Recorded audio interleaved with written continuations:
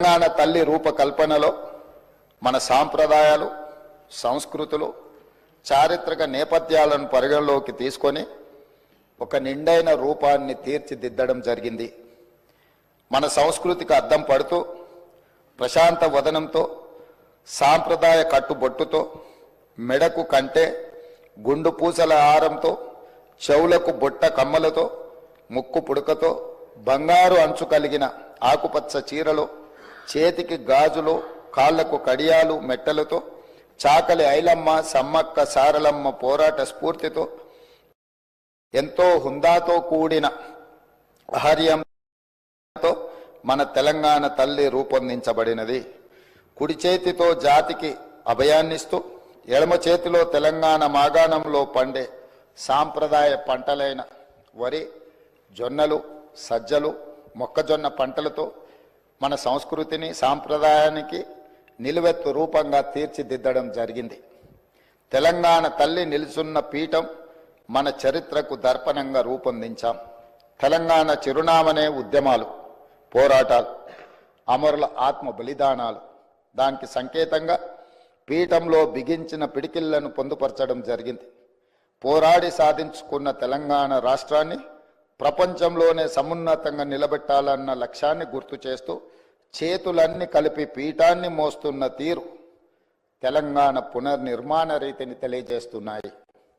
అధ్యక్ష, తెలంగాణ తల్లి రూపకల్పనలో ఉపయోగించిన వర్ణాలకు కూడా ప్రత్యేకత ఉంది, గొప్ప తాత్వికత ఉంది. పీఠంలో నీలి వర్ణం గోదావరి కృష్ణమ్మలు తల్లి నిన్ను తడపంగా అన్న అందశ్రీ గీతంలోని తెలంగాణ జలదృశ్యానికి ప్రతీకగా నిలుస్తుంది. అలాగే ఆకుపచ్చ వర్ణం పచ్చని మా నేలల్లో పసిడి సిరులు పండంగా అన్న తెలంగాణ సస్యశ్యామల వ్యవసాయ కీర్తికి సంకేతంగా కనిపిస్తుంది. ఎరుపు వర్ణం మార్పుకు, ప్రగతికి, చైతన్యానికి ప్రతీక. బంగారు వర్ణం శుభానికి, ఐశ్వర్యానికి, సమృద్ధికి నిదర్శనంగా నిలబడుతుంది. పుట్టుక నీది, చావు నీది, బ్రతకంతా దేశానిదన్న కాళోజీ మాటల స్ఫూర్తితో స్వరాష్ట్ర ఉద్యమంలో లక్షలాది మంది యువత ఉద్యమ జ్వాలలై వెలిగారు. తమ బండిపైనే కాదు, గుండెపై కూడా తెలంగాణ సంక్షిప్త నామాన్ని టీజీగా పచ్చబొట్టు వేయించుకున్నారు. అగ్ని కీలల్లో తమ దేహాలు బగ్గున మండినా పర్వాలేదు, కానీ టీజీ అక్షరాలను మాత్రం ప్రాణప్రదంగా భావించారు. ఆ ఆకాంక్షలు నెరవేర్చే ఉద్దేశంతో తెలంగాణ సంక్షిప్త నామంగా టీజీకి అధికారిక గుర్తింపు ఇస్తూ ప్రజాప్రభుత్వం నిర్ణయం తీసుకున్నది. అంతేకాదు అధ్యక్ష, ఉద్యమ సమయం నుండి తెలంగాణ ఆకాంక్షను, ఆత్మ గౌరవాన్ని, అస్తిత్వాన్ని, జాతి జనుల కీర్తిని నలుదిశలా వ్యాప్తి చేసిన జయ జయ హే తెలంగాణ జననీ జయ కేతనం గీతాన్ని మన రాష్ట్ర అధికారిక గీతంగా ప్రకటించి, అంతటి గొప్ప గీతాన్ని మనకు అందించి స్ఫూర్తిని నింపిన రచయిత అందశ్రీని ప్రభుత్వం గౌరవించుకున్నది. తెలంగాణ సాంస్కృతిక పునరుజ్జీవనంలో భాగంగా ఈ నిర్ణయాలు తీసుకున్నాం.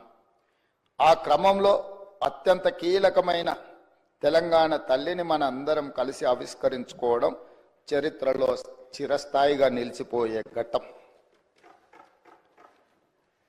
తెలంగాణ తల్లి కేవలం విగ్రహం మాత్రమే కాదు, మన జాతి ఆత్మ గౌరవ ప్రతీక, మన అస్తిత్వ పతాక, మన జీవన గమనాన్ని నిర్దేశించే దీపిక, మన భవిష్యత్ కర్తవ్యాన్ని నిరంతరం గుర్తు చేసే విధాత.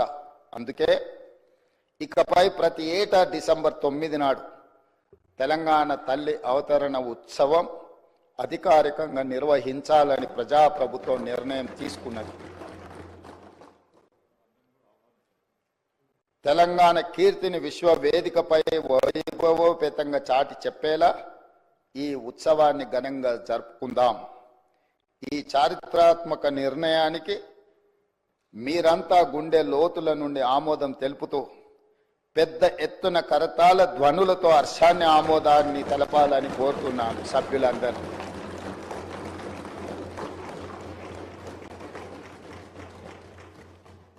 అధ్యక్ష,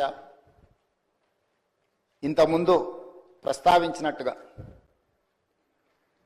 6 దశాబ్దాల ఆకాంక్ష.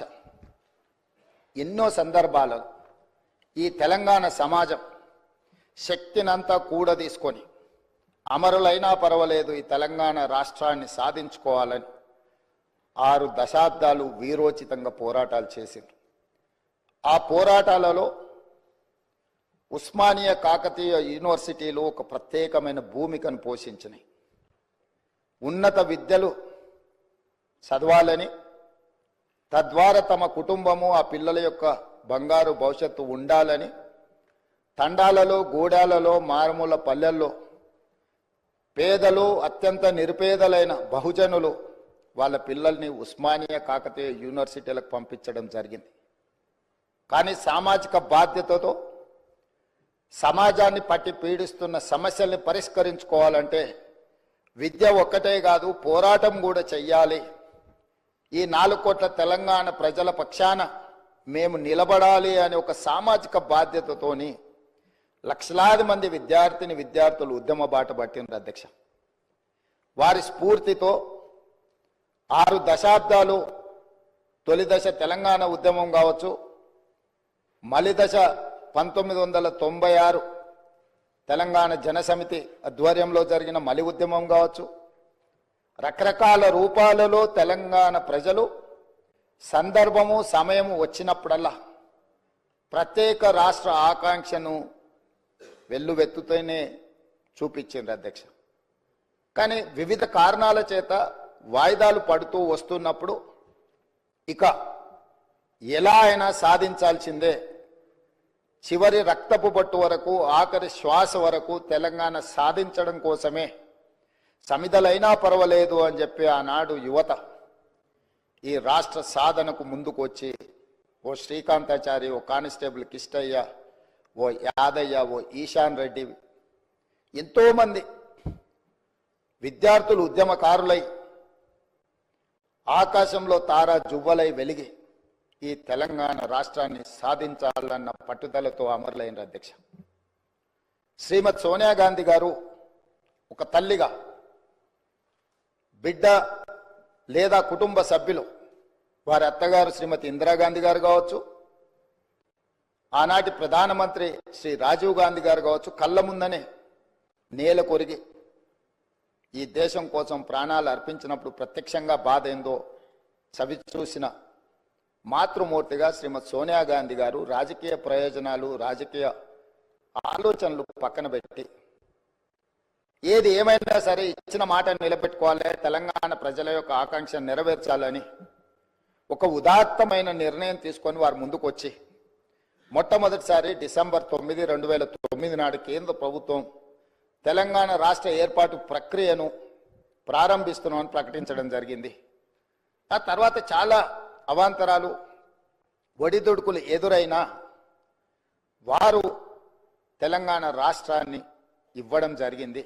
తద్వారా పార్టీ పరంగా, కేంద్ర ప్రభుత్వ పరంగా ఏమేం కోల్పోయినరో ఈ సందర్భంగా నేను ప్రస్తావించదలుచుకోలేదు. ఎందుకు అనంటే ఈ డిసెంబర్ 9కి ఒక గొప్ప అంశము ఉన్నది కాబట్టి రాజకీయాలను మిగతా 364 రోజులు మాట్లాడుకోవచ్చు, ఈరోజు రాజకీయాలను ప్రస్తావించవలసిన అవసరం లేదన్న ఆలోచనతోటి తెలంగాణ ఉద్యమ సందర్భంగా రకరకాల సంస్థలు, రాజకీయ పార్టీలు వాళ్ళదైన నమూనాలో తెలంగాణ తల్లిని స్ఫురించే విధంగా మరి కొంత కార్యాచరణ చేపట్టింది. ఏవి కూడా అధికారికంగా ఈనాటి వరకు ఉమ్మడి రాష్ట్రంలో కానీ, ఏర్పడ్డ ప్రత్యేక తెలంగాణ రాష్ట్రంలో 10 సంవత్సరాలు గత ప్రభుత్వం కానీ, టీజీ విషయంలో కానీ, తెలంగాణ రాష్ట్ర గీతం విషయంలో కానీ, తెలంగాణ తల్లి ప్రతిరూపాన్ని సృష్టించడం ద్వారా తెలంగాణ ప్రజల యొక్క ఆకాంక్షను నెరవేర్చాలని ఆలోచన చేయలేదు అధ్యక్ష.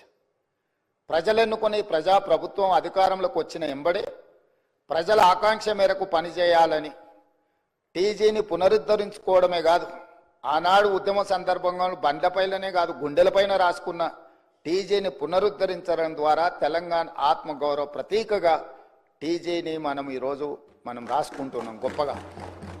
అదేవిధంగా ఉద్యమం సందర్భంలో వేలాది లక్షలాది మంది ఉద్యమం బాటం వైపు నడిపించిన జయ జయ హే తెలంగాణ ఒక గొప్ప స్ఫూర్తిని, పోరాట పటిమను, ఉద్యమ బాటం వైపు నడిపించిన గొప్ప గీతాన్ని మనం రాష్ట్ర గీతంగా ఆ రోజు మనం చేసుకోవాలనుకున్నాం.